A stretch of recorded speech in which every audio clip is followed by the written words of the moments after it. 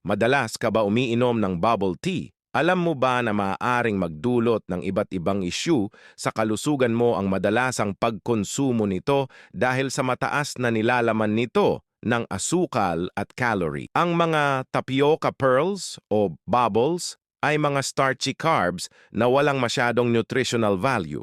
Kapag niluto sa sugar syrup, maaaring umabot sa 160 calories ang bawat 1/4 cup serving nito. Ang mataas na nilalaman ng asukal sa bubble tea ay maaaring magdulot ng pagtaas ng panganib ng mga chronic diseases tulad ng labis na katabaan at type 2 diabetes. Pati na rin iba pang issue sa kalusugan tulad ng pagkabulok ng ngipin at mahinang kalusugan sa ngipin. Sa ilang kaso, ang labis na pag-inom ng bubble tea ay nauugnay sa malalang kondisyon sa kalusugan. Halimbawa, isang babae ang nagkaroon